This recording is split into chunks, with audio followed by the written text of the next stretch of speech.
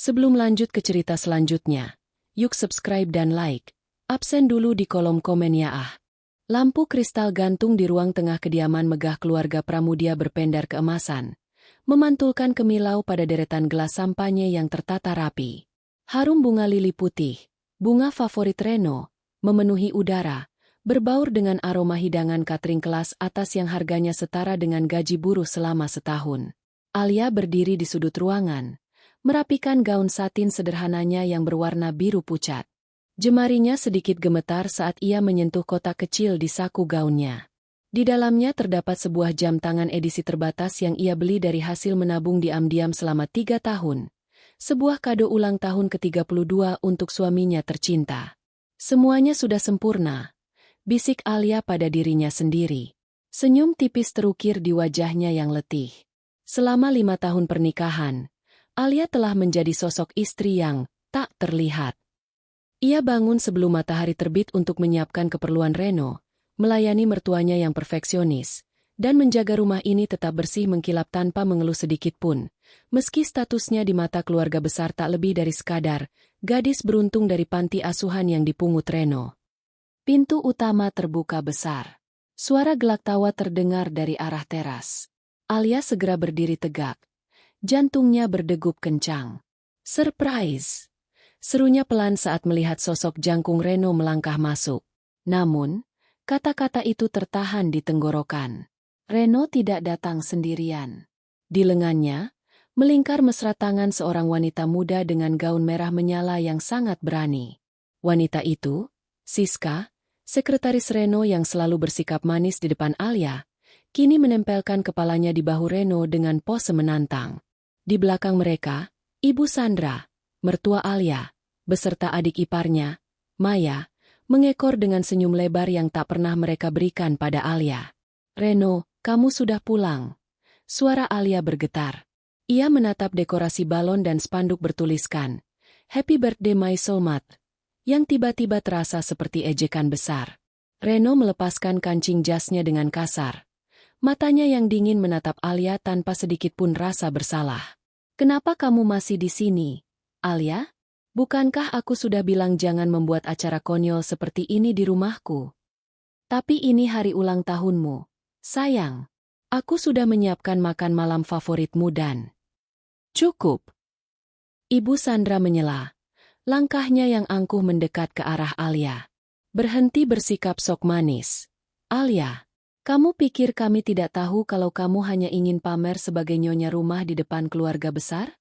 Lihatlah dirimu. Gaun murah itu bahkan tidak cocok berada di ruangan ini. Alia terperangah. Ia menatap tamu-tamu yang mulai berdatangan.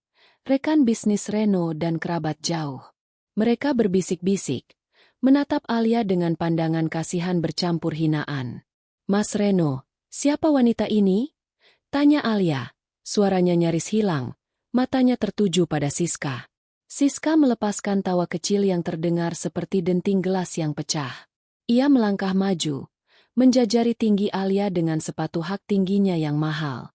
Oh, Mbak Alia belum tahu? Reno sudah lama bosan dengan pelayan yang membosankan di rumah. Dia butuh pendamping yang bisa membantunya diranjang sekaligus di meja perundingan bisnis. Dan itu bukan kamu. Reno menarik pinggang Siska dengan posesif di depan semua orang. Alia, kenalkan. Siska adalah wanita yang akan menggantikan posisimu. Dia sedang mengandung anakku. Sesuatu yang gagal kamu berikan selama 5 tahun ini karena rahimmu yang mandul itu. Kalimat itu menghantam Alia lebih keras daripada hantaman fisik apapun. Dunia seolah berputar.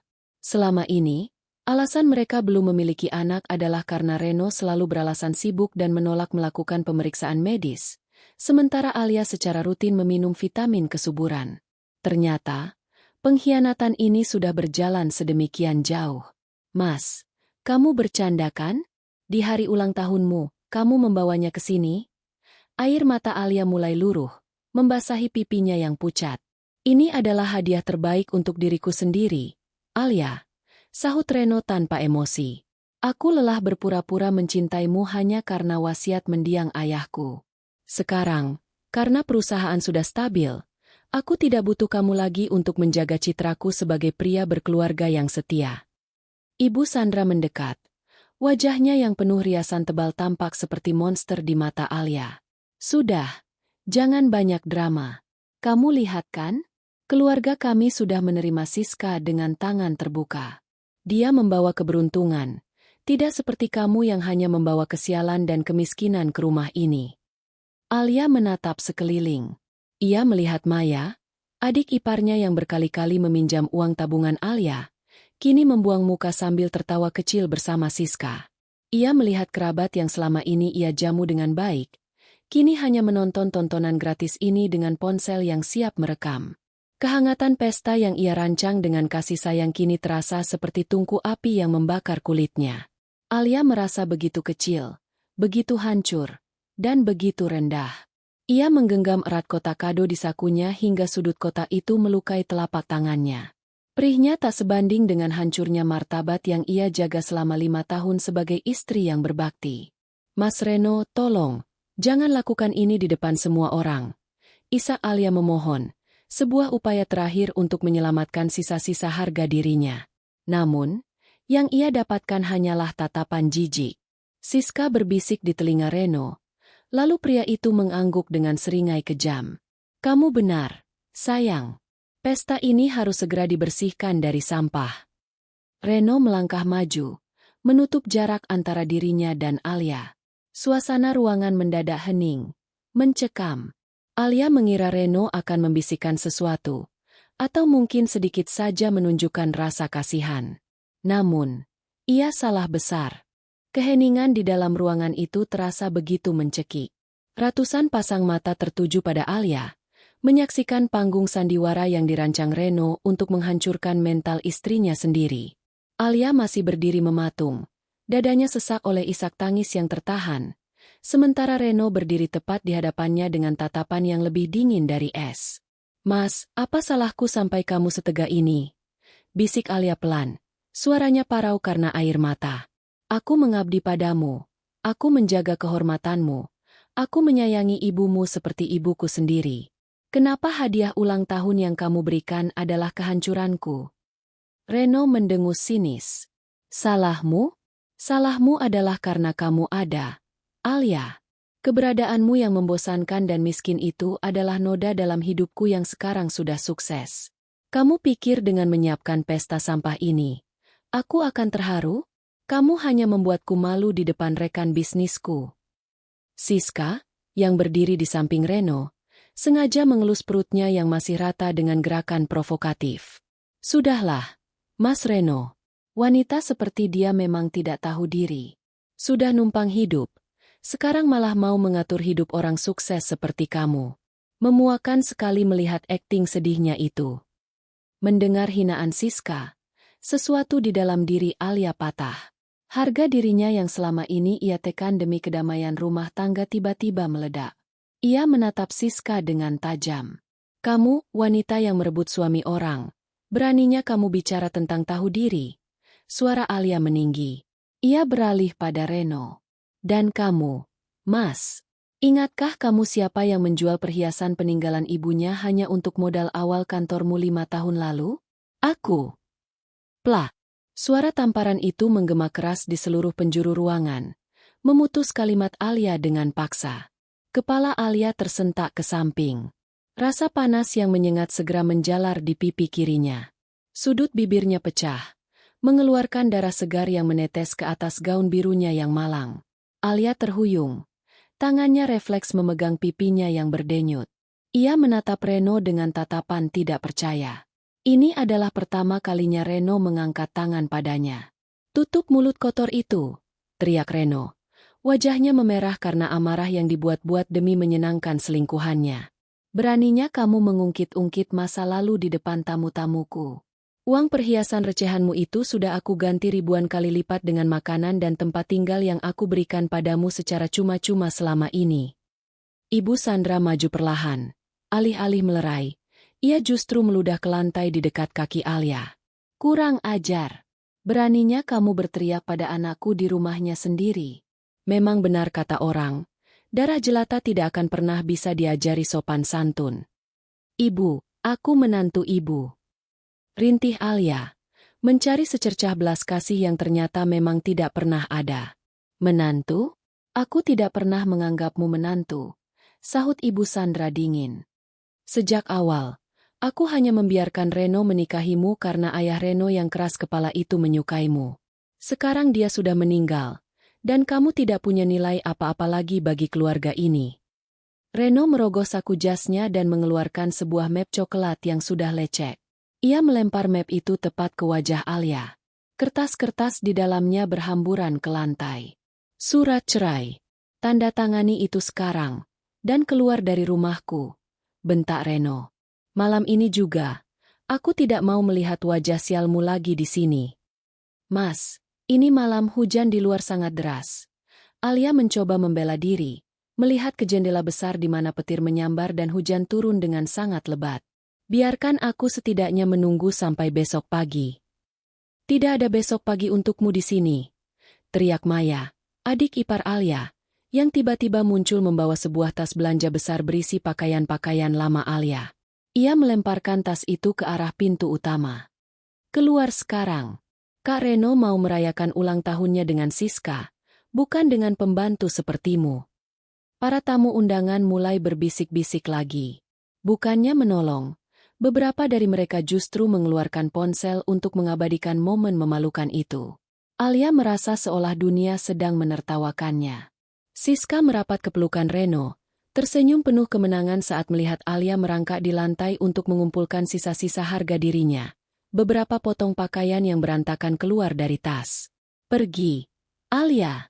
Sebelum aku memanggil satpam untuk menyeretmu keluar seperti anjing, ancam Reno. Alia berdiri dengan gemetar. Pipinya masih terasa panas, namun hatinya kini membeku. Ia menatap satu persatu orang di ruangan itu. Suami yang ia cintai, mertua yang ia layani, dan adik ipar yang ia manjakan. Semuanya menatapnya dengan kebencian yang sama. Alia tidak menangis lagi. Air matanya seolah mengering seketika, digantikan oleh bara api yang mulai menyala di dasar jiwanya. Ia mengambil tas belanjaan itu, menatap Reno untuk terakhir kalinya dengan tatapan yang membuat pria itu sedikit bergidik. Baik, ucap Alia. Suaranya kini datar dan dingin, tidak ada lagi getaran ketakutan. Aku akan pergi. Tapi ingat satu hal, Reno. Apapun yang kamu miliki hari ini, gedung ini, perusahaanmu, hingga kemewahan yang kamu pamerkan pada gundikmu ini, semuanya bisa hilang secepat tamparan yang kamu berikan padaku tadi. Reno tertawa terbahak-bahak, diikuti oleh Siska dan Ibu Sandra. Kamu mau mengancamku? Dengan apa? Dengan kemiskinanmu itu? Pergi sana. Urus saja hidupmu yang hancur itu. Alia berbalik, melangkah menuju pintu besar yang terbuka. Angin malam yang dingin dan tempias hujan langsung menyambut kulitnya. Tanpa menoleh lagi, ia melangkah keluar menuju kegelapan badai, meninggalkan kemewahan palsu yang selama ini ia jaga. Di belakangnya, ia mendengar suara musik kembali dinyalakan. Suara gelak tawa dan denting gelas kembali terdengar, seolah pengusiran dirinya hanyalah sebuah selingan hiburan di tengah pesta. Alia berjalan terus ke arah gerbang. Tubuhnya basah kuyup dalam sekejap. Di bawah lampu jalan yang remang-remang, Alia merogoh saku gaunnya yang basah. Kotak kado berisi jam tangan mewah itu masih ada di sana. Dengan gerakan cepat, ia melemparkannya ke dalam selokan yang mengalir deras. Selamat ulang tahun, Reno, bisiknya di tengah deru hujan. Ini adalah awal dari akhir bagi kalian semua. Ia terus berjalan menjauhi rumah itu. Kakinya yang hanya beralas sandal rumah mulai lecet. Namun ia tidak peduli. Di ujung jalan, ia merogoh sesuatu yang selama ini ia sembunyikan di dalam jahitan rahasia tasnya. Sebuah ponsel khusus yang sudah lama tidak ia aktifkan. Dengan tangan gemetar karena kedinginan, ia menekan sebuah nomor yang hanya terdiri dari 3 angka. Hanya butuh satu nada sambung sebelum suara bariton yang tegas menjawab di seberang sana. Halo, Tuan Putri? Ini benar Anda? Suara di telepon itu terdengar sangat terkejut sekaligus lega. Alia berhenti melangkah, menatap ke langit malam yang kelam. Jemput aku di halte depan komplek perumahan Pramudia. Sekarang juga. Dan katakan pada ayah, mawar yang dia sembunyikan sudah dipetik dengan kasar. Waktunya mencabut seluruh kebunnya. Hujan turun semakin liar. Seolah-olah langit ikut memuntahkan kemarahannya atas apa yang baru saja menimpa Alia. Di halte bus yang sepi dan berpenerangan redup, Alia duduk meringkuk. Gaun biru pucatnya kini menempel ketat di tubuhnya yang menggigil. Warnanya berubah menjadi gelap karena air hujan. Pipinya yang tadi ditampar Reno kini membiru. Berdenyut nyeri setiap kali angin malam yang dingin menyapu kulitnya. Ia menatap aspal jalanan yang basah. Bayangan dirinya yang hancur terpantul di sana. 5 tahun. 5 tahun ia membuang identitas aslinya, menekan egonya, dan hidup sebagai wanita jelata demi membuktikan kepada ayahnya bahwa ia bisa dicintai karena dirinya sendiri, bukan karena harta keluarganya. Namun, malam ini, teori itu patah dengan cara yang paling brutal. Cinta yang tulus itu tidak ada untuk orang miskin. Ayah, bisik Alia lirih. Suaranya tenggelam dalam deru badai. Tiba-tiba, sorot lampu putih yang sangat terang membelah kegelapan malam. 3 buah mobil SUV hitam mengkilap meluncur membelah genangan air dan berhenti tepat di depan halte dengan presisi militer. Pintu mobil tengah terbuka, dan seorang pria parubaya dengan setelan jas mahal yang rapi keluar sambil memegang payung besar. Pria itu adalah Hadi, kepala ajudan pribadi keluarga Wijaya yang sudah mengabdi selama 30 tahun. Wajahnya yang biasanya kaku dan tegas seketika berubah pucat saat melihat kondisi Alia. "Nona muda," seru Hadi dengan suara tercekat. Ia segera memayungi Alia, sementara 2 pengawal lainnya dengan sigap menyelimutkan jubah bulu hangat ke bahu Alia yang gemetar. "Demi Tuhan, apa yang mereka lakukan pada Anda?" Alia mendongak. Matanya yang sembab kini tidak lagi memancarkan kesedihan, melainkan kekosongan yang dingin. Mereka melakukan apa yang biasa dilakukan predator pada mangsa yang lemah. "Hadi, mereka mengira aku tidak punya siapa-siapa." Hadi melihat memar di pipi Alia dan bekas darah di sudut bibirnya. Rahang pria tua itu mengeras. "Tuan Besar Hendra sudah menunggu. Beliau sangat marah saat menerima telepon Anda tadi. Kami harus segera membawa Anda pulang." Alia dibantu berdiri. Tubuhnya lemas. Namun ia menolak untuk dipapah sepenuhnya. Ia masuk ke dalam mobil mewah yang interiornya beraroma kulit mahal dan kayu cendana. Aroma yang sangat akrab di masa kecilnya. Namun sempat ia lupakan demi aroma dapur di rumah Reno yang sempit. Di dalam mobil, sebuah tablet canggih diserahkan kepadanya. Layarnya menyala, menampilkan panggilan video yang sudah terhubung. Wajah seorang pria tua dengan rambut putih yang tertata rapi dan tatapan mata setajam elang muncul di layar. Itu adalah Hendra Wijaya, salah satu orang terkaya di Asia. Pria yang namanya bisa membuat pasar saham bergejolak hanya dengan satu pernyataan. "Alia." Suara Hendra bergetar antara amarah dan kepedihan. "Putri tunggalku. Lihat apa yang mereka lakukan pada permata kesayanganku." "Ayah." Suara Alia kini stabil, sekeras baja. "Maafkan aku. Ayah benar sejak awal. Serigala tidak akan pernah bisa menjadi teman, seberapa baik pun kita memberinya makan." Hendra menarik napas panjang. "Aku bisa meratakan rumah itu sekarang juga. Alia, aku bisa membuat Reno Pramudia membusuk di penjara malam ini juga jika kamu mau." Alia menggeleng pelan. Ia menyeka sisa darah di bibirnya dengan sapu tangan sutra. "Tidak, ayah. Itu terlalu cepat. Mati dengan cepat adalah kemewahan bagi mereka. Aku ingin mereka merasakan bagaimana rasanya merangkak di tanah. Melihat semua yang mereka banggakan hancur perlahan-lahan di depan mata mereka sendiri. Aku ingin mereka tahu bahwa orang yang mereka injak-injak malam ini adalah orang yang memegang napas hidup mereka." Hendra terdiam sejenak. Lalu sebuah senyum bangga muncul di wajahnya yang keras. "Itu baru putriku. Jadi, apa langkah pertamamu?" "Aktifkan kembali posisi CEO di Wijaya Group atas namaku. Dan Hadi." Alia beralih pada ajudannya yang duduk di kursi depan. "Ya, Nona muda. Siapkan data keuangan Pramudia Corp. Aku tahu mereka baru saja mengajukan pinjaman besar ke Central Bank. Dan setahuku, 60% saham bank itu baru saja kita akuisisi bulan lalu, bukan?" Hadi tersenyum tipis. Sebuah senyum yang mengandung ancaman. Benar, Nona. Secara teknis, Anda adalah pemilik hutang mereka sekarang. Mobil terus melaju menembus malam, meninggalkan kawasan perumahan kelas menengah tempat Reno tinggal, menuju ke arah kawasan elit di perbukitan di mana rumah megah keluarga Wijaya berdiri seperti istana. Sepanjang perjalanan, Alia tidak lagi melihat ke belakang. Ia menanggalkan cincin kawin emas polos yang melingkar di jarinya, satu-satunya barang yang tersisa dari Reno. Ia membuka kaca mobil sedikit, lalu melempar cincin itu ke tengah jalanan yang gelap. Mulai detik ini, Alia yang lemah sudah mati, batinnya. Sesampainya di kediaman Wijaya, puluhan pelayan sudah berbaris rapi menyambutnya. Mereka membungkuk hormat saat Alia melangkah masuk. Ia langsung menuju ke kamar pribadinya yang luasnya hampir separuh dari rumah Reno. Di sana, seorang penata rias dan tim medis pribadi sudah menunggu untuk mengobati luka-lukanya. Sambil diobati, Alia menatap pantulan dirinya di cermin besar. Luka tamparan itu masih terlihat jelas. Ia menyentuhnya pelan. Reno, Siska, Ibu Sandra, kalian merayakan ulang tahun dengan tawa malam ini. Nikmatilah. Karena besok, kalian akan bangun di dunia yang sudah tidak lagi berpihak pada kalian. Alia mengambil ponsel barunya, membuka aplikasi berita bisnis.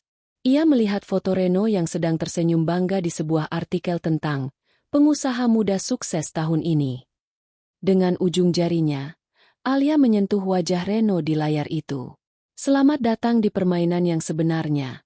Mas Reno, kamu bilang aku benalu? Mari kita lihat siapa yang akan mati saat inangnya berhenti memberi makan. Malam itu, di saat keluarga Pramudia tertidur lelap setelah pesta pora mereka, Alia Wijaya terjaga. Di tangannya terdapat berkas kontrak kerjasama antara Pramudia Corp dan perusahaan bayangan miliknya. Dengan sekali coretan pena emas, ia memutus aliran dana sebesar 50 miliar rupiah yang seharusnya cair besok pagi. Dominonya sudah mulai jatuh. Pagi itu, matahari terbit dengan cahaya yang menyilaukan. Namun atmosfer di dalam kantor pusat Wijaya Group terasa jauh lebih panas. Untuk pertama kalinya dalam 5 tahun, lantai teratas gedung pencakar langit itu kembali berdenyut. Para eksekutif senior berdiri berjejer di lobi utama dengan wajah tegang. Sebuah memo internal telah dikirimkan pada jam 5 pagi. CEO baru telah tiba. Sebuah mobil Rolls-Royce hitam berhenti tepat di depan pintu lobi. Hadi keluar dan membukakan pintu. Dari dalam mobil, muncul sepasang kaki jenjang yang dibalut sepatu hak tinggi low boutin merah darah.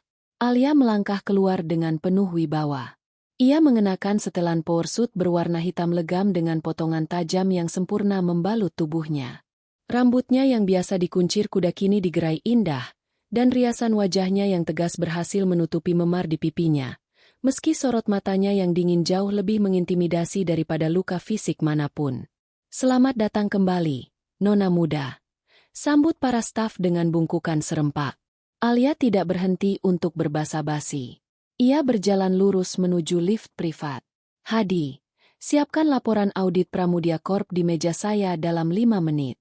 Dan pastikan Direktur Operasional Wijaya Group membatalkan semua pertemuan luar hari ini. Kita punya agenda yang jauh lebih mendesak. Siap, Nona. Jawab Hadi tegas. Di kantornya yang luas, Alia berdiri menatap jendela besar yang memperlihatkan pemandangan kota Jakarta dari ketinggian. Jauh di bawah sana, ia bisa melihat gedung Pramudia Corp yang tampak kecil dan rapuh. Ia tahu, di gedung itulah saat ini Reno sedang bangun dengan kepala pening akibat alkohol semalam, mungkin sambil memeluk Siska, tanpa menyadari bahwa fondasi kerajaannya sedang digerogoti dari dalam. Tepat pukul 10 pagi, ponsel pribadi Alia bergetar. Bukan dari Reno, karena ia sudah memblokir pria itu, melainkan sebuah notifikasi dari sistem intelijen perusahaannya. Nona, Reno Pramudia baru saja tiba di Central Bank. Dia sangat percaya diri bahwa pinjaman 100 miliar yang dia ajukan akan cair hari ini untuk menutupi hutang produksinya. Lapor Hadi yang masuk membawa berkas. Alia tersenyum dingin. Panggil manajer cabang Central Bank. Katakan padanya. Jangan katakan. Tidak, sekarang. Biarkan Reno masuk ruang rapat. Biarkan dia membayangkan uang itu ada di tangannya. Lalu biarkan aku yang menarik talinya. Sementara itu, di kantor pusat Sentral Bank, Reno melangkah dengan sombong. Di sampingnya, Siska tampak glamor dengan tas Hermes baru yang ia beli menggunakan kartu kredit Reno pagi tadi. Mas, kalau uang ini cair, kita harus beli apartemen baru di kawasan Menteng ya? Rumah yang sekarang terlalu banyak aura si wanita sial itu. Rengek Siska manja. Reno tertawa, mengelus rambut Siska. Tentu, sayang. Apapun untukmu dan calon anak kita. Alia itu hanya masa lalu yang suram. Hari ini adalah awal kejayaanku yang sebenarnya. Mereka masuk ke ruang rapat VIP. Namun, bukannya disambut oleh direktur bank, mereka justru disambut oleh keheningan. Di kursi utama, membelakangi mereka, duduk seorang wanita yang sedang menatap dokumen. Maaf, kami ada janji dengan Pak Broto, direktur bank ini. Siapa Anda? Tanya Reno dengan nada tidak senang. Wanita itu memutar kursinya perlahan. Dunia seolah berhenti berputar bagi Reno. Jantungnya terasa merosot hingga ke perut. Ia mengerjapkan mata berkali-kali, berharap ini hanya halusinasi akibat mabuk semalam. Namun, sosok di depannya sangat nyata. Alia?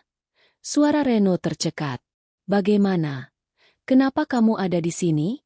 Dan kenapa kamu memakai baju seperti itu?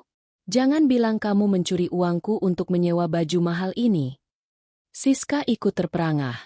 Namun egonya lebih besar. Heh, wanita pelayan. Kamu mau cari perhatian lagi? Ini kantor bank, bukan tempat pembuangan sampah. Keluar sekarang sebelum aku panggil satpam. Alia tidak bergeming. Ia justru menyesap teh organiknya dengan tenang sebelum meletakkan cangkir itu dengan denting pelan yang terdengar sangat berwibawa. Satpam. Alia terkekeh. Suara tawanya terdengar seperti lonceng kematian di telinga Reno. Siska, sepertinya kamu lupa. Di gedung ini, akulah yang membayar gaji para satpam itu. Bahkan aku yang membayar AC yang sedang kamu nikmati sekarang. Apa maksudmu? Reno mulai gemetar. Ia melihat papan nama di atas meja yang bertuliskan, Alia Wijaya Chairman of the Board, Wijaya Group Subsidiaries. Wijaya? Kamu Alia yang itu. Reno mundur selangkah. Wajahnya pucat pasi. Tidak mungkin. Kamu bilang kamu anak panti asuhan. Aku hanya ingin tahu, apakah ada pria yang tulus mencintaiku tanpa melihat label namaku? Dan terima kasih. Reno, kamu memberiku jawaban yang sangat jelas semalam, kata Alia sambil berdiri. Ia berjalan mendekati Reno. Aromanya yang mahal dan elegan membuat Reno merasa kerdil. Sekarang, mari kita bicara bisnis. Lanjut Alia sambil melempar berkas pengajuan pinjaman Reno ke meja. Pinjaman 100 miliar ini ditolak. Kamu tidak bisa melakukan itu secara sepihak. Ini bisnis profesional. Teriak Reno panik. Sangat bisa. Karena perusahaan penjaminmu, PT Sinar Abadi, ternyata adalah perusahaan bayangan milik keluargaku. Dan aku baru saja mencabut jaminan itu. Tanpa jaminan, bank ini tidak akan memberimu 1 rupiah pun. Oh, dan satu lagi. Alia menatap Siska yang mulai pucat dan berkeringat dingin. Kontrak eksklusif distribusi produk Pramudia Corp yang menjadi nyawa perusahaanmu, itu juga berada di bawah kendali Wijaya Group. Mulai jam 2 siang nanti, seluruh barangmu akan ditarik dari pasar karena pelanggaran kode etik pimpinan perusahaan. Reno jatuh terduduk di kursi. Ia merasa seolah langit baru saja runtuh menimpanya. Alia, tolong, jangan lakukan ini. Kita bisa bicara baik-baik. Aku minta maaf soal semalam. Aku hanya emosi. Alia membungkuk, membisikkan sesuatu tepat di telinga Reno yang sedang gemetar. Semalam kamu bilang aku benalu. Reno, sekarang, aku hanya sedang membersihkan pohonku dari hama seperti kamu. Nikmatilah jam-jam terakhirmu sebagai orang kaya. Karena saat matahari terbenam nanti, kamu akan tahu apa arti kemiskinan yang sebenarnya. Alia berbalik dan berjalan keluar ruangan tanpa menoleh lagi. Di belakangnya, ia mendengar suara Siska yang mulai histeris menyalahkan Reno, dan suara Reno yang meraung frustrasi. Di lorong kantor, Hadi sudah menunggu. Apa langkah selanjutnya, Nona muda? Alia memakai kacamata hitamnya. Siapkan somasi untuk pengosongan rumah. Aku ingin Ibu Sandra dan Maya melihat truk penyitaan barang datang sebelum waktu makan siang mereka tiba. Ruang rapat di Sentral Bank itu kini terasa seperti ruang interogasi yang dingin. Reno masih terduduk lemas, menatap lembaran kertas penolakan pinjaman yang berserakan di lantai seperti daun kering. Di sampingnya, Siska mulai melepaskan gandengan tangannya. Wajah wanita itu, yang biasanya penuh senyum manja, kini berubah masam dan penuh kepanikan. Mas, kamu bilang perusahaanmu aman. Kamu bilang kita akan beli apartemen baru. Teriak Siska, suaranya melengking tinggi, tak lagi terdengar manis. Diam, Siska. Aku sedang berpikir. Bentak Reno. Ia merogoh ponselnya dengan tangan gemetar, mencoba menghubungi Pak Broto, direktur bank yang biasanya sangat menjilat padanya. Namun, panggilannya dialihkan ke sekretaris. Maaf, Pak Reno. Berdasarkan instruksi dari pemegang saham mayoritas kami, seluruh jalur komunikasi dengan Pramudia Corp harus melalui divisi hukum mulai sekarang. Ucap suara di seberang telepon sebelum sambungan diputus secara sepihak. Reno melempar ponselnya ke meja. Sial! Alia benar-benar melakukannya. Bagaimana mungkin dia Putri Hendra Wijaya? Kenapa dia menyembunyikannya selama 5 tahun? Itu karena kamu bodoh, Mas. Siska berdiri, merapikan tas mahalnya. Kalau aku tahu dia anak konglomerat, aku tidak akan mau membantumu mengusirnya semalam. Sekarang lihat, kita dalam masalah besar. Reno menatap Siska dengan tajam. Kita. Semalam kamu yang paling semangat menghinanya. Siska, kamu yang bilang dia pelayan membosankan. Tanpa memedulikan Reno, Siska melangkah keluar ruangan. Ia harus menyelamatkan dirinya sendiri. Namun, saat ia keluar ke lobi, ia melihat 2 orang pria berbadan tegap dengan seragam bertuliskan Wijaya Security berdiri di depan mobil sport milik Reno yang terparkir di depan gedung. Sementara itu, Alia duduk di kursi belakang Rolls-Royce-nya, menatap layar tablet yang menampilkan grafik saham Pramudia Corp yang mulai terjun bebas. Berita tentang penarikan dukungan dari Wijaya Group telah bocor ke publik dalam hitungan menit. Di dunia bisnis, kabar buruk menyebar lebih cepat daripada api di padang rumput kering. Nona muda, para vendor dan supplier bahan baku Reno sudah mulai berkumpul di depan kantornya. Lapor Hadi dari kursi depan. Mereka menuntut pembayaran tunai hari ini juga karena mereka mendengar kabar bahwa aset Reno akan segera disita. Bagus, sahut Alia datar. Biarkan mereka berebut sisa-sisa daging dari bangkai itu. Tapi pastikan, aset-aset yang memiliki nilai sejarah bagiku, seperti tanah pabrik yang dulu kubantu beli, jatuh kembali ke tanganku melalui lelang tertutup. Ponsel Alia berdering. Sebuah nomor yang sangat ia kenal. Ibu Sandra. Alia membiarkannya berdering hingga 3 kali sebelum mengangkatnya. Alia, apa-apaan ini? Suara Ibu Sandra terdengar histeris di seberang sana. Ada orang-orang kasar di depan rumah. Mereka bilang mereka dari perusahaan penyitaan dan rumah ini sudah berpindah tangan. Kamu pasti melakukan sesuatu yang ilegal, kan? Cepat suruh mereka pergi. Alia tersenyum tipis, menatap kuku-kukunya yang dipulas warna nude elegan. Ibu Sandra, selamat siang. Sepertinya ibu lupa membaca detail kontrak yang ibu tanda tangani tahun lalu saat meminta tambahan modal untuk gaya hidup mewah Maya. Rumah itu dijadikan jaminan kepada perusahaan Shell yang ternyata milikku. Kamu wanita ular. Beraninya kamu menipu ibu mertuamu sendiri. Mantan ibu mertua, Ibu Sandra. Koreksi Alia dengan nada dingin yang mematikan. Dan saya tidak menipu. Saya hanya menjalankan bisnis secara profesional. Ibu selalu bilang saya pembawa sial dan miskin, bukan? Sekarang, silakan tunjukkan kekayaan ibu tanpa uang dari benalu ini. Ibu punya waktu 2 jam sebelum gerbang digembok. Alia mematikan telepon tepat saat Ibu Sandra mulai memaki dengan kata-kata kasar. Ia tidak lagi merasa sakit hati. Rasa sakit itu sudah menguap semalam, digantikan oleh kepuasan yang dingin. Di kantor Pramudia Corp, kekacauan total terjadi.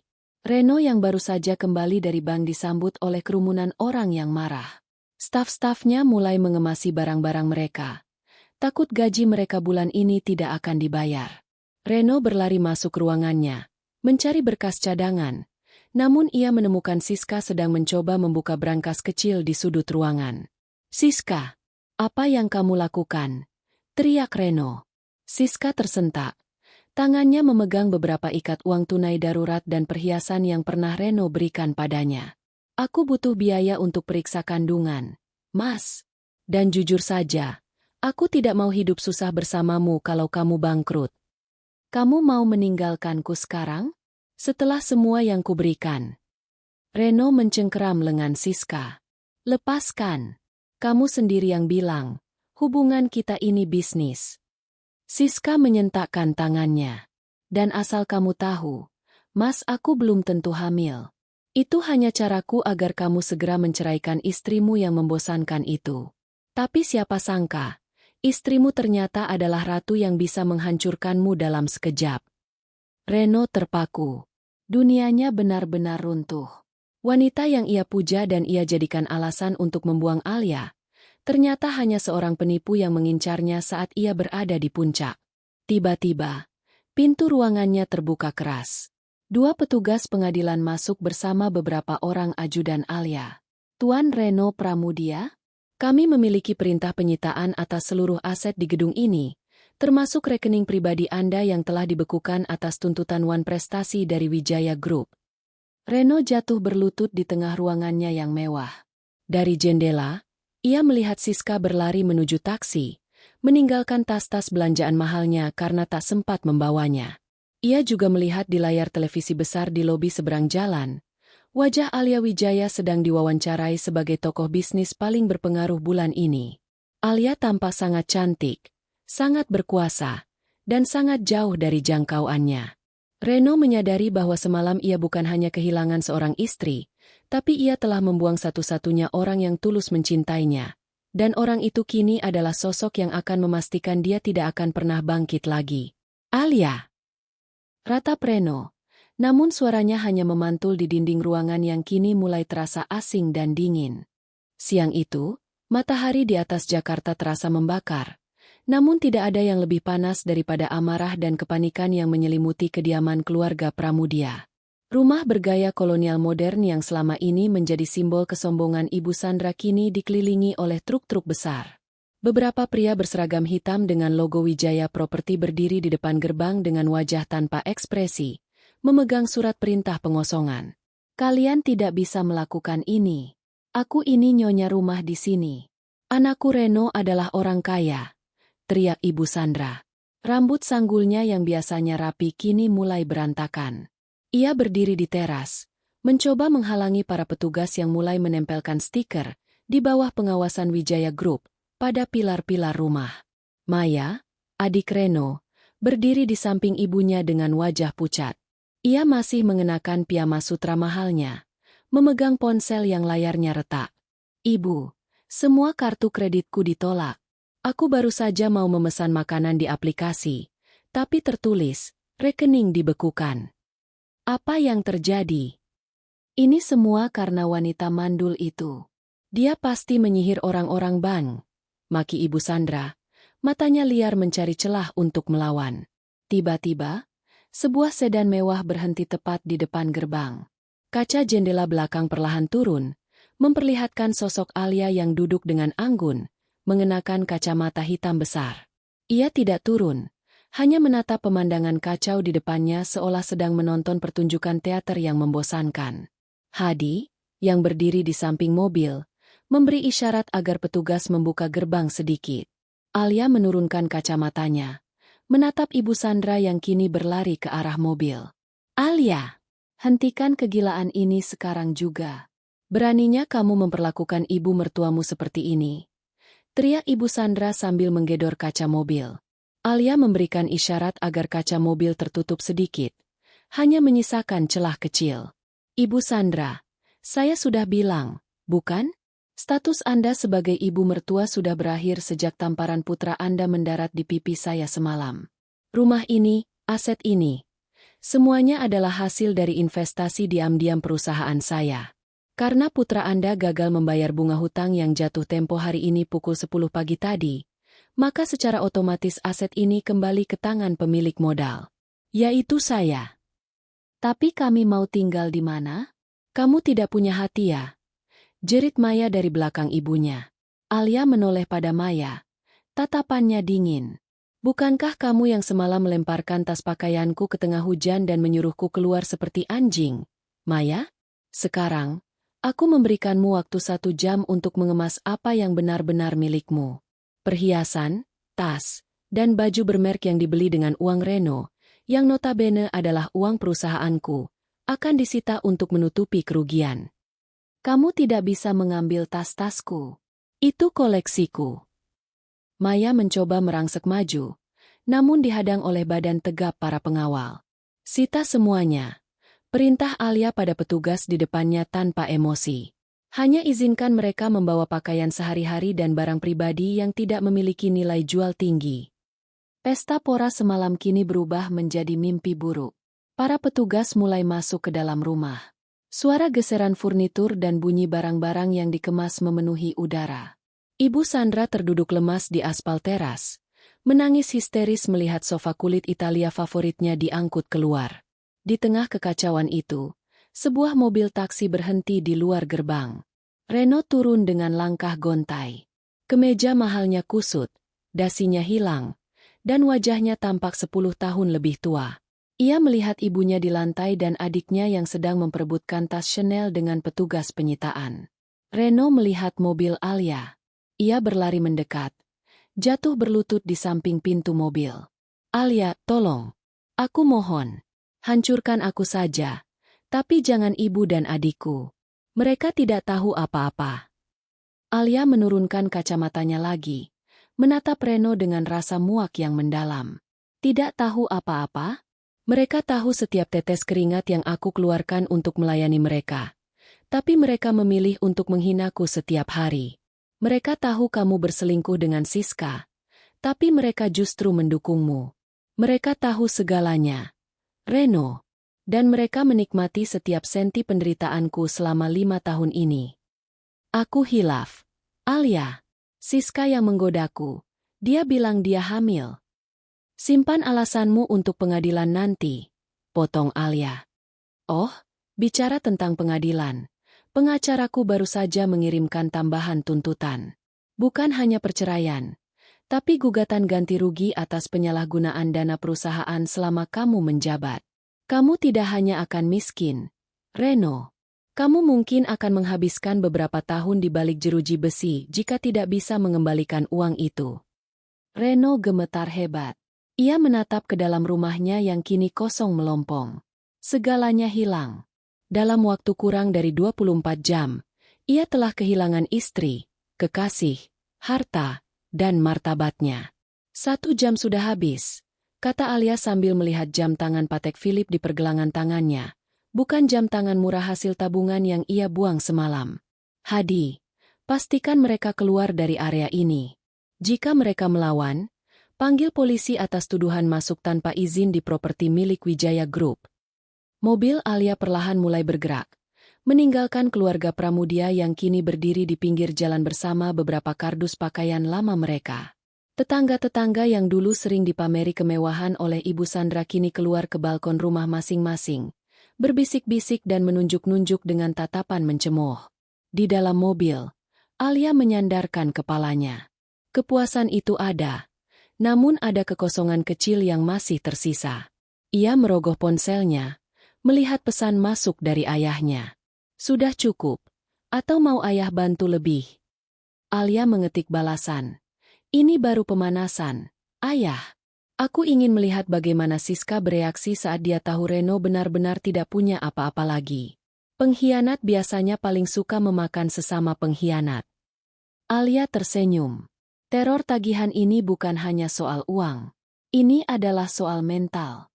Dan dia baru saja mulai meremukan mental mereka satu persatu. Siska berdiri di depan cermin sebuah kamar hotel murah di pinggiran kota, menatap pantulannya dengan kemarahan yang meluap. Hanya dalam waktu 24 jam, Dunianya yang penuh dengan kilau berlian dan aroma parfum mahal runtuh menjadi bau ape kasur tua dan suara bising kendaraan dari jalan raya. Tas Hermes yang ia banggakan kini tergeletak di lantai. Terasa seperti beban yang mengingatkannya pada kegagalan. Sialan! Kenapa harus jadi begini? Umpatnya sambil membanting botol lotion ke dinding. Ponselnya bergetar. Nama, Reno, muncul di layar.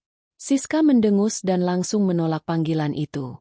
Sejak kemarin, Reno telah menghubunginya lebih dari 50 kali, memohon dukungan, memohon tempat bernaung, bahkan menangis seperti bayi yang kehilangan arah. Bagi Siska, Reno bukan lagi pria perkasa sang pemilik Pramudia Corp. Dia hanyalah seonggok sampah tak berguna yang sedang dikejar hutang. Aku tidak akan membiarkan diriku ikut tenggelam bersamamu, Reno, gumam Siska. Ia segera membuka aplikasi pesan dan mencari kontak pria lain yang pernah mendekatinya. Seorang kontraktor kaya bernama Bram, yang ia tahu merupakan salah satu rival lama Reno. Siska mengetik pesan dengan nada menggoda. Hai Bram, ingat aku? Aku sedang butuh teman bicara malam ini. Sepertinya pilihanku pada Reno adalah kesalahan besar. Bisa kita bertemu? Tak butuh waktu lama, Bram membalas. Tentu, Siska. Datanglah ke klub Obsidian jam 9 malam ini. Aku akan memesan meja VIP untukmu. Siska tersenyum penuh kemenangan. Ia mulai merias wajahnya setebal mungkin, mencoba menutupi lingkaran hitam di bawah matanya akibat kurang tidur. Ia mengenakan gaun paling ketat yang tersisa di kopernya, bertekad untuk menjadikan Bram sebagai skoci penyelamatnya yang baru. Di tempat lain, di kantor pusat Wijaya Group, Alia duduk memantau pergerakan Siska melalui laporan tim intelijennya. Hadi masuk dengan tenang, meletakkan secangkir kopi hitam di meja Alia. Siska baru saja keluar dari hotel, nona muda. Dia menuju klub Obsidian untuk bertemu dengan Bramantio, lapor Hadi. Alia menyesap kopinya. Matanya berkilat di balik layar monitor. Bramantio? Pria yang pernah mencoba menyuap pejabat untuk proyek bandara itu? Cocok sekali. 2 ular dalam satu sarang. Apakah kita perlu mengintervensi, Nona? Belum. Alia tersenyum dingin. Biarkan Siska merasa dia sudah menemukan mangsa baru. Biarkan dia merasa aman. Aku ingin dia mengeluarkan semua racunnya di depan Bram.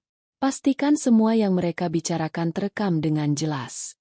Aku ingin Reno melihat dengan mata kepalanya sendiri siapa sebenarnya wanita yang dia bela hingga tega menampar istrinya.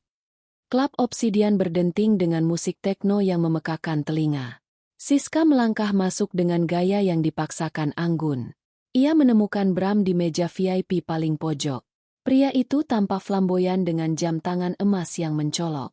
Siska, kamu terlihat sedikit berantakan, ujar Bram sambil menuangkan minuman. Oh Bram, kamu tidak tahu apa yang kulalui. Reno ternyata pria yang sangat jahat.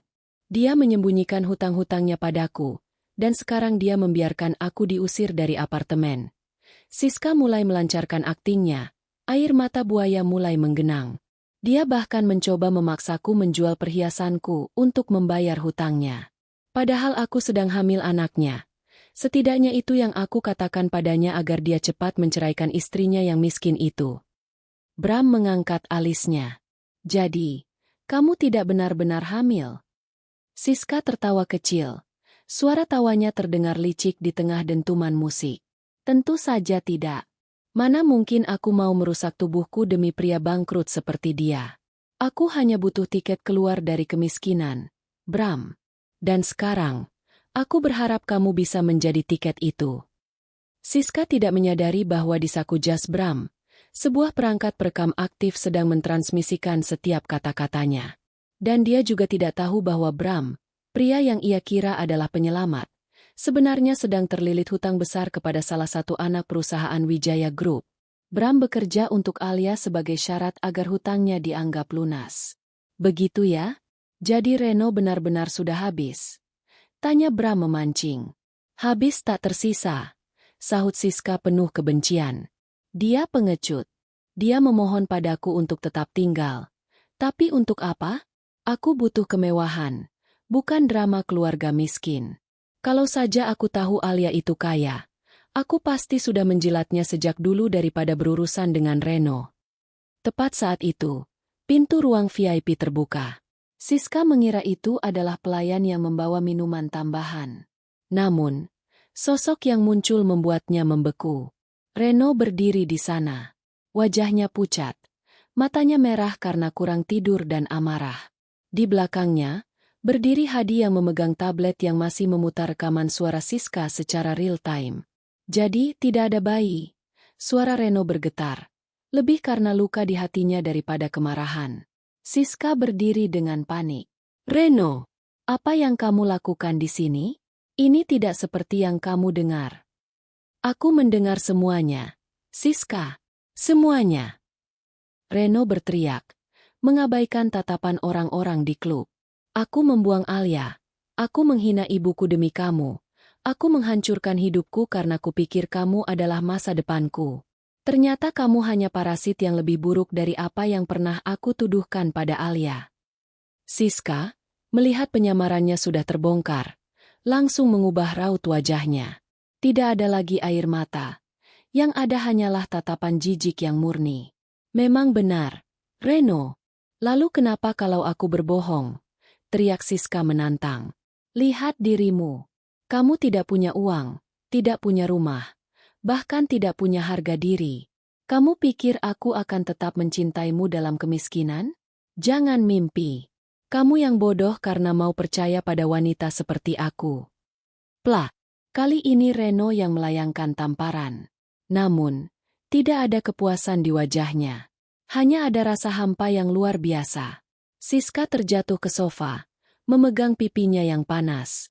Pergi kamu, Siska. Pergi sebelum aku benar-benar kehilangan kendali. Bisik Reno lemas.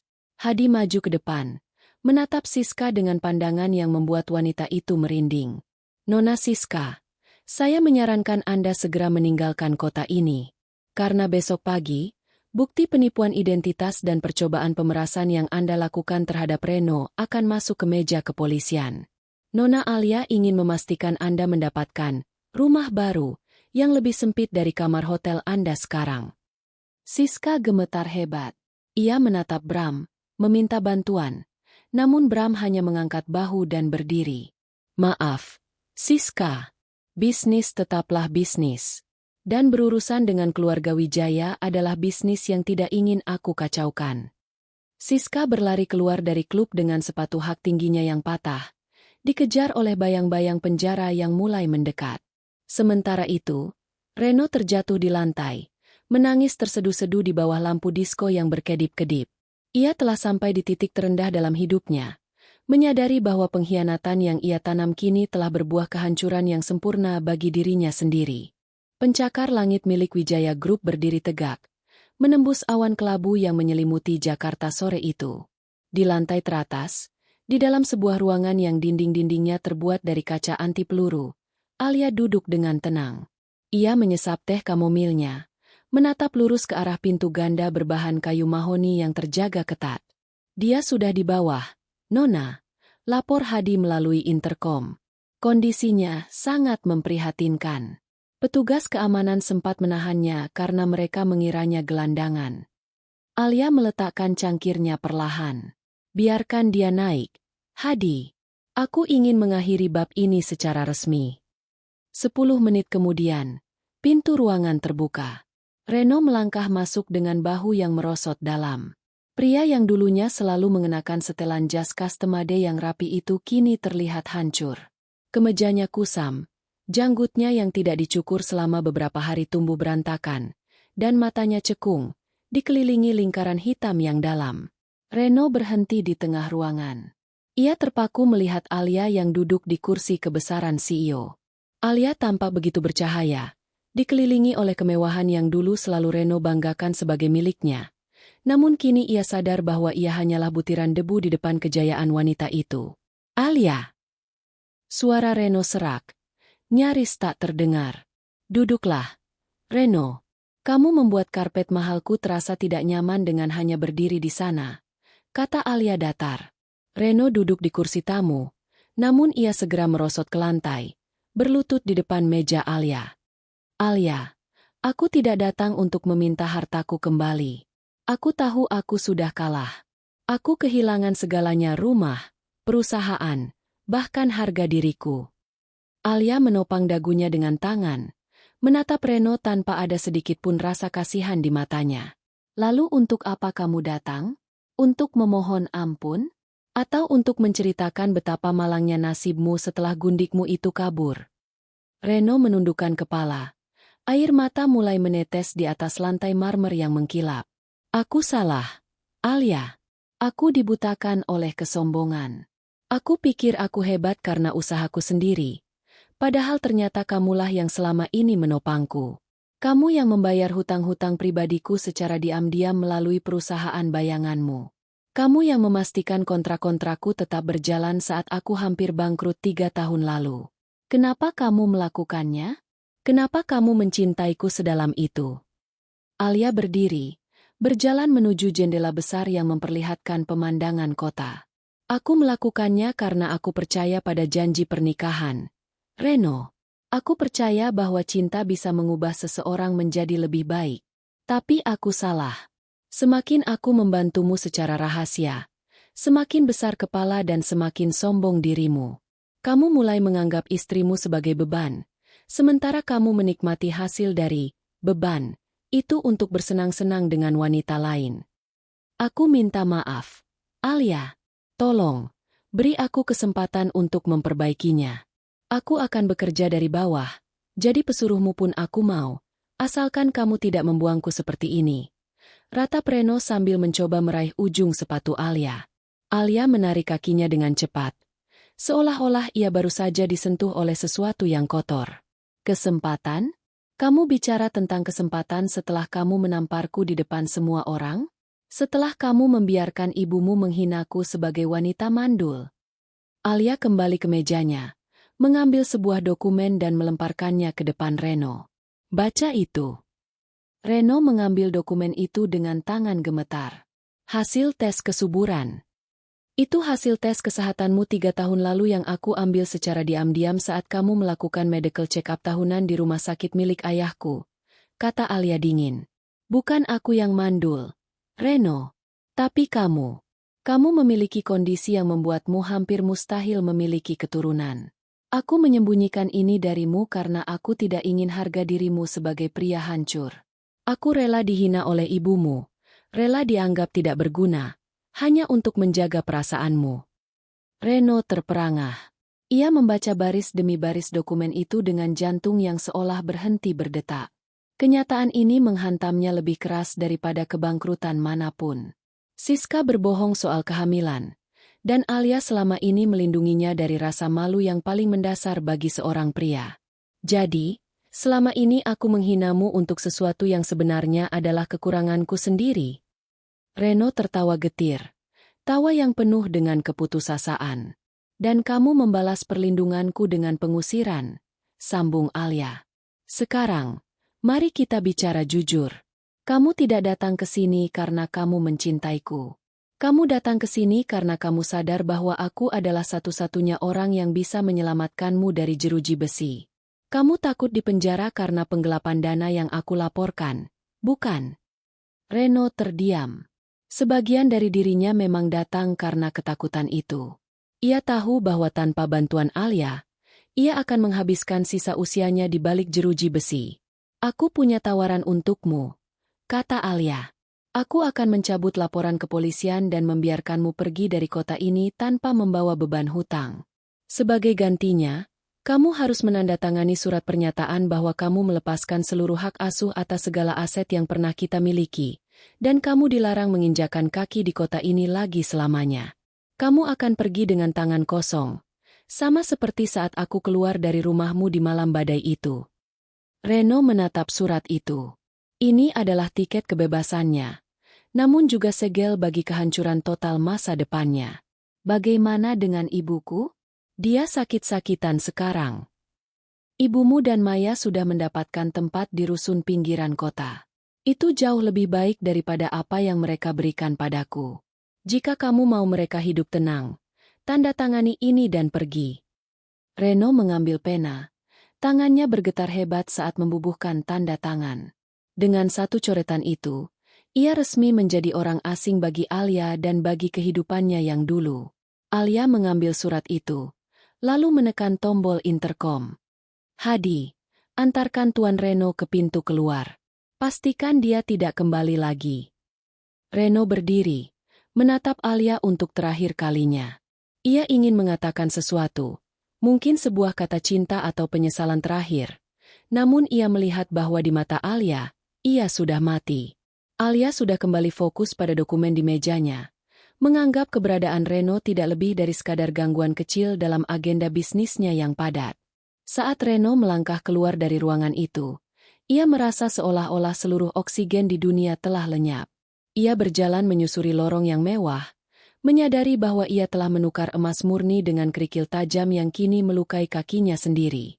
Di puncak gedung itu, Alia tetaplah sang ratu, sementara Reno hanyalah debu yang tersapu angin.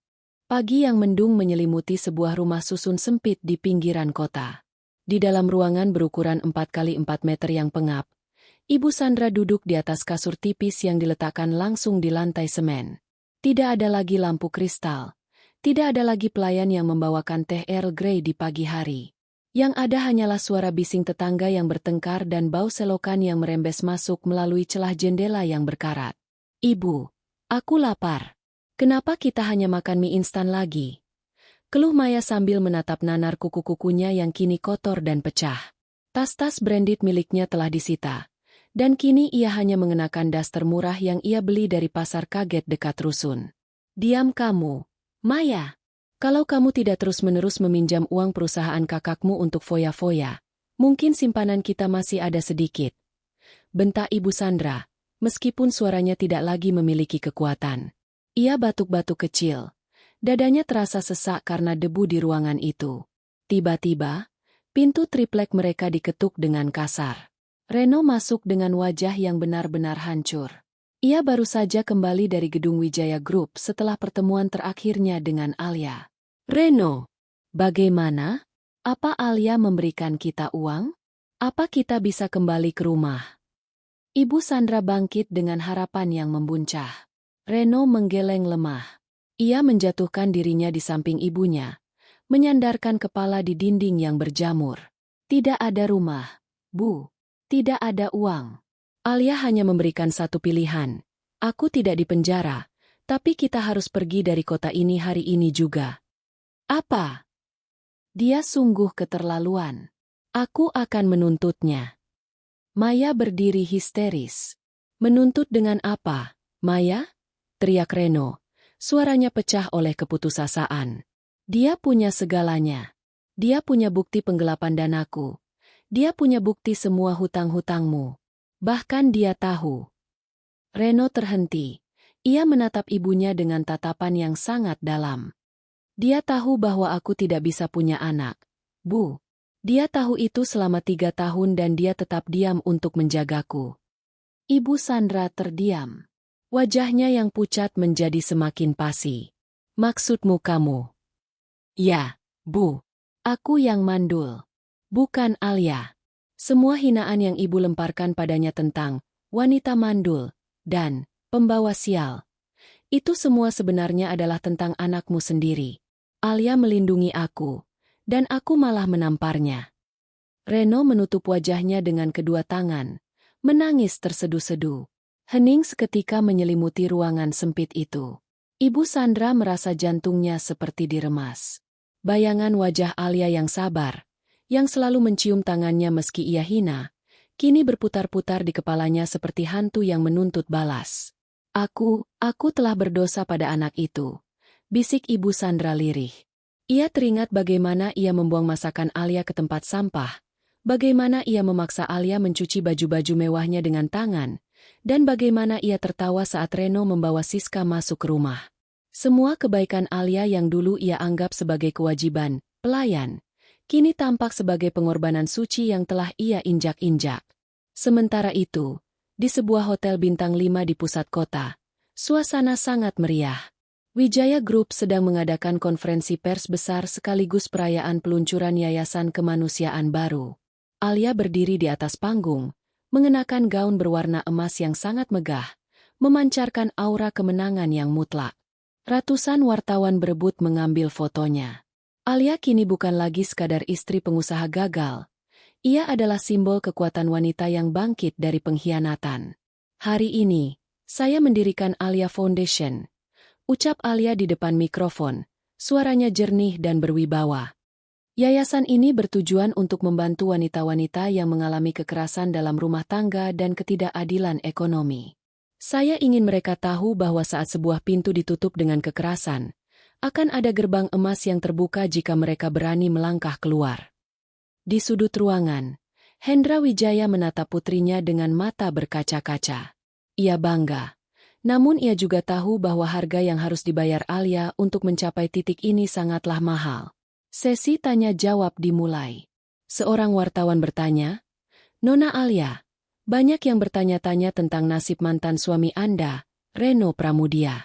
Apakah benar dia telah jatuh miskin dan terusir?" Alia tersenyum tipis. Sebuah senyum yang sangat berkelas namun mengandung ketajaman silet. "Saya tidak lagi menyimpan memori tentang individu yang tidak relevan dengan masa depan saya. Bisnis adalah bisnis, dan hukum adalah hukum.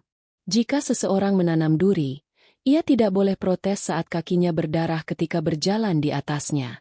Fokus saya sekarang adalah pertumbuhan Wijaya Group dan kesejahteraan mereka yang benar-benar layak dibantu." Jawaban itu memicu tepuk tangan riuh. Di layar televisi besar di lobi hotel, berita itu disiarkan secara langsung. Reno, yang sedang berjalan menuju terminal bus bersama ibu dan adiknya sambil membawa tas-tas kusam, berhenti sejenak di depan sebuah toko elektronik yang memajang televisi di etalasenya. Ia melihat wajah Alia. Begitu cantik, begitu jauh, dan begitu bercahaya. Alia di layar televisi itu tidak lagi melihat ke arah kamera dengan tatapan penuh cinta seperti yang biasa ia berikan pada Reno saat makan malam di rumah mereka dulu. Ia menatap dunia seolah-olah dunia itu berada di bawah telapak kakinya. "Alia," bisik Reno, "ayo jalan, Mas. Jangan dilihat lagi." Ajak Maya sambil menarik lengan kakaknya. Maya kini mengerti bahwa kecantikannya yang dulu ia banggakan tak ada artinya tanpa martabat yang dijaga. Mereka naik ke bus ekonomi yang sesak dan panas. Ibu Sandra duduk di dekat jendela, menatap gedung-gedung tinggi Jakarta yang perlahan menjauh. Ia tahu, di salah satu puncak gedung itu, ada seorang wanita yang dulu ia panggil sampah, kini sedang memerintah kota ini dengan tangan besinya. Penyesalan itu datang, namun ia tahu itu sudah terlambat. Sangat, sangat terlambat. Alia telah membalas dendamnya dengan cara yang paling elegan, dengan kesuksesan yang tak terjangkau dan ketidakpedulian yang mutlak.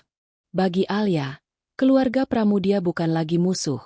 Mereka hanyalah debu yang sudah lama ia bersihkan dari sepatunya. 6 bulan telah berlalu sejak badai yang menghancurkan keluarga Pramudia mereda. Jakarta tetap sibuk seperti biasa. Namun peta kekuasaan bisnisnya telah berubah total. Nama Reno Pramudia kini hanya menjadi catatan kaki di kolom berita kriminal dan kebangkrutan. Sementara nama Alia Wijaya telah meroket menjadi ikon pemberdayaan dan keberhasilan ekonomi. Pagi itu, di kantor pusat Wijaya Group, Alia berdiri di balkon kantornya yang baru. Angin sejuk menerpa wajahnya.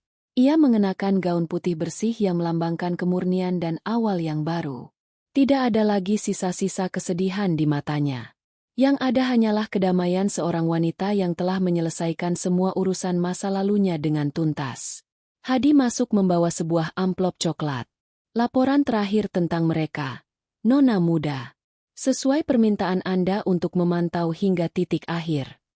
Alia mengambil amplop itu dan membacanya perlahan. Di sebuah kota kecil yang jauh dari kemewahan ibu kota, Reno kini bekerja sebagai kuli panggul di sebuah pasar tradisional. Tangannya yang dulu halus dan sering menggenggam gelas kristal, kini kasar dan penuh kapalan. Setiap hari ia harus mengangkat karung-karung beras demi mendapatkan uang yang hanya cukup untuk makan sehari dan membayar kontrakan 1 petak. Ibu Sandra sering terlihat duduk termenung di depan pintu kontrakan, menatap jalanan dengan pandangan kosong.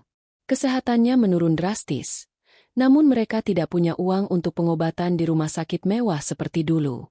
Ia kini harus mengantre berjam-jam di puskesmas hanya untuk mendapatkan obat batuk generik. "Maya." Ia bekerja sebagai pelayan di sebuah warung makan sederhana. Kesombongannya telah luntur sepenuhnya. Setiap kali ada pelanggan yang memandangnya dengan genit, ia hanya bisa menunduk, teringat bagaimana dulu ia menghina Alia sebagai pelayan. Keluarga itu hidup dalam keheningan yang menyiksa, dihantui oleh bayang-bayang masa lalu yang indah yang mereka hancurkan sendiri dengan tangan mereka. Sementara itu, nasib Siska jauh lebih tragis. Berita dalam amplop itu menunjukkan foto Siska yang tertangkap di sebuah penggerebekan di luar negeri. Ia terlibat dalam jaringan penipuan investasi berskala internasional setelah melarikan diri dari Jakarta. Dengan bukti-bukti tambahan yang dikirimkan oleh tim hukum Alia, Siska tidak hanya menghadapi hukuman penjara di sana, tetapi juga ekstradisi untuk kasus pemerasan di tanah air. Wajahnya yang dulu cantik kini terlihat kusam di balik jeruji besi, tanpa riasan mahal yang selama ini menjadi topengnya. Alia menutup laporan itu dengan napas lega. Ia tidak merasakan kegembiraan yang meluap-luap atas penderitaan mereka, namun ia merasakan sebuah keadilan yang telah tergenapi. Kirimkan bantuan anonim untuk pengobatan Ibu Sandra, kata Alia tiba-tiba. Hadi terkejut. Setelah apa yang dia lakukan pada Anda, Nona? Alia tersenyum tipis, sebuah senyum yang tulus. Aku melakukannya bukan karena aku masih mencintai mereka atau memaafkan perbuatan mereka. Aku melakukannya karena aku adalah Alia Wijaya, bukan Reno Pramudia. Aku tidak ingin penderitaan mereka menjadi beban bagi nuraniku. Biarkan mereka hidup dengan penyesalan, tapi jangan biarkan aku menjadi orang yang sama kejamnya dengan mereka. Baik, Nona. Saya mengerti. Hadi membungkuk hormat, merasa kagum dengan kebesaran hati majikannya. Sore itu, sebuah acara besar diadakan untuk merayakan ulang tahun Wijaya Group. Di tengah acara, Hendra Wijaya naik ke podium. Ia memandang putrinya dengan bangga sebelum berbicara kepada ratusan tamu undangan yang hadir. 5 tahun lalu, saya membiarkan putri saya pergi untuk menemukan jati dirinya. Dia kembali dengan luka, namun dia bangkit sebagai pemenang. Hari ini, saya secara resmi mengumumkan pengunduran diri saya dan menyerahkan seluruh kepemimpinan Wijaya Group secara absolut kepada Alia Wijaya. Tepuk tangan bergemuruh memenuhi ruangan. Alia melangkah ke podium, berdiri di bawah lampu sorot yang terang. Ia menatap kerumunan, namun pikirannya melayang sejenak ke malam ulang tahun Reno 6 bulan lalu, malam di mana ia diusir dan dihina. Hidup terkadang memberikan kita kado yang pahit, ujar Alia memulai pidatonya. Namun, kado pahit itulah yang terkadang menjadi obat untuk menyembuhkan kita dari kebutaan. Saya berdiri di sini bukan karena harta keluarga saya, tapi karena saya memilih untuk tidak membiarkan rasa sakit menghancurkan saya. Saya memilih untuk membalas kegelapan dengan cahaya kesuksesan. Malam itu berakhir dengan indah. Setelah acara selesai, Alia berjalan keluar menuju mobilnya. Di parkiran, ia melihat sebuah jam tangan di pergelangan tangannya. Ia tersenyum, mengingat jam tangan yang dulu ia buang ke selokan. Jam tangan yang ia pakai sekarang jauh lebih mahal, namun nilainya bukan pada harganya, melainkan pada kemandirian yang ia miliki untuk membelinya sendiri. Saat mobilnya melaju membelah jalanan Jakarta yang terang benderang, Alia melihat keluar jendela. Ia melihat gedung-gedung yang tinggi, orang-orang yang berlalu lalang, dan masa depan yang membentang luas di depannya. Lembaran lama telah benar-benar tertutup. Reno, Siska, dan keluarga Pramudia kini hanyalah debu di kaca spion hidupnya. Alia Wijaya tidak lagi menoleh ke belakang. Ia melaju kencang menuju kehidupan yang memang layak ia dapatkan sejak awal, kehidupan sebagai seorang ratu yang berdiri di atas kakinya sendiri, tanpa butuh pengakuan dari pria manapun. Tamat.